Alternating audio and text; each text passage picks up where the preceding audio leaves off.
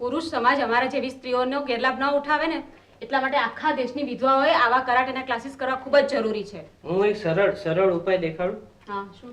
તમે લોકો પાછા પરણી કેમ નથી જતા? સુરક્ષાની સુરક્ષા અને સંસારનો સંસાર. હું તો પરણવા તૈયાર છું, પણ સામે કોઈ એવો મરદનો બચ્ચો જોઈએ ને જે આ વિધવાનો હાથ ચાલવા માટે તૈયાર થાય. તેરી 2 દિવસ પહેલા મળી હોત તો. શું? ના કઈ નહીં.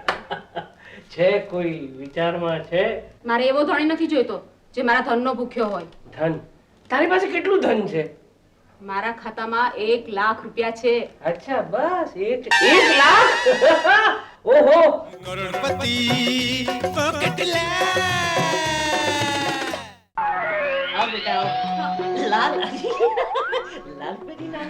લાલ કાકા માટે, લાલ સાહેબ માટે પ્રણામ કરો બેટા, પ્રણામ કરો. નમસ્તે. નમસ્તે. લક્ષ્મી શેનો ધંધો કરે છે? એરોબિક્સના ક્લાસીસ ચલાવું છું. એક્રેલિકના ક્લાસીસ બનાવે છે? એક્રેલિકના ક્લાસીસ નહીં, એરોબિક્સના ક્લાસીસ આપું છું કાકા. ડાન્સિંગ. અચ્છા અચ્છા, હા ડાન્સિંગ. તો પછી તારા ક્લાસીસમાં ફાદ બાદ ઉતરે કે ના ઉતરે? અરે બિલકુલ. તો પછી તારા બાપની ફાદ કેમ ઉતરતી નથી?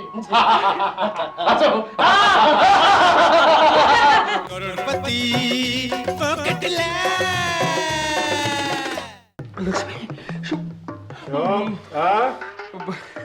પંકજ, પંકજ, આમાં મારો કઈ વાંક નથી યાર. આ ફેમિલી રૂમમાં આવવાની મારી કઈ ઈચ્છા નહોતી.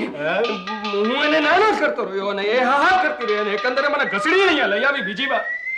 એટલે તમે આ પહેલા પણ અહીંયા આવી ચૂક્યા છો? મારી મજબૂરી છે, મારી નબળાઈ છે. અને પંકજ, તને ખબર છે ને યાર કે એ લોકોની જીદની સામે આપણું કઈ ના ચાલે. એટલે મારી બેન કહેશે કૂવામાં પડતું તું પડીશ. મારી બેન કહેશે કે પાટા પર સુઈ જતો સુઈ જઈશ. ટિફિન લઈ જજે. ટ્રેન લેટ પડે તો. તું આવી મજાક નહીં કર યાર. તારી બેન જો મને એમ કહે ને કે ઝેર લઈ લે તો એ પણ લઈ લઈશું. હા, ખરું કહેશે વિવેક? હા, હું ખરું કહું છું. જો આ ખરું હોય તો લક્ષ્મી જોડે તને અહીંયા આવવાનો અધિકાર છે. કરોડપતિ પોકેટ